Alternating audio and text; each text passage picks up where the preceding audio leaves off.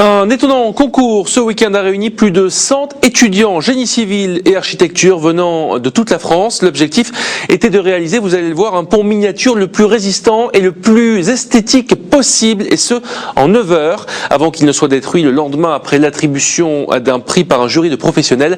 Cyril Pellissier a assisté à la naissance de ces ponts. J'envisage de faire une école d'ingénieur dans des travaux publics pour des ouvrages d'art plus tard. Ouais. C'est plus un rêve d'enfant. Ouais. Construire un pont, un rêve et un jeu d'enfant pour Alexandre en deuxième année d'IUT Génie Civil. Venu du Havre pour participer à la deuxième édition du Bridge Challenge organisé par l'ENISE, l'école nationale d'ingénieurs de Saint-Étienne. 30 équipes ont 9 heures pour construire une maquette de pont le plus esthétique et le plus résistant possible. Alors c'est quelque chose de très compliqué dans le sens là où on a un côté qui est architectural qui en soi prend beaucoup de réflexion, mais ce qui est joli n'est pas forcément solide. Du coup, il est assez difficile d'allier les deux points, et du coup, il y en a certains qui ont fait le choix d'avoir des ponts qui ont une partie structure et une partie esthétique qui n'aident en rien dans la structure.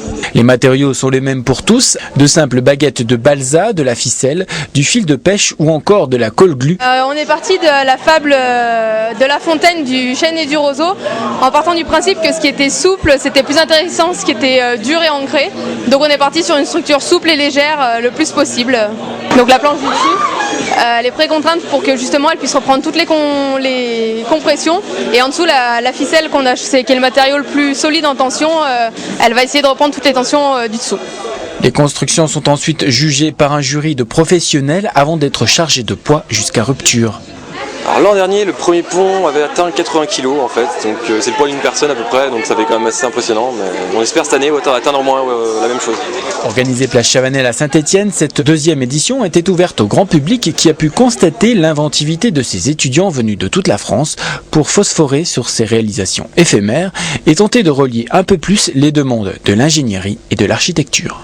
Ouais, et puis c'est d'ailleurs l'équipe de Salomé Tidière de l'École nationale supérieure d'architecture de Saint-Étienne que vous avez entendu dans ce reportage qui a remporté le prix Bridge Challenge, récompensant donc la maquette la plus esthétique et la plus résistante.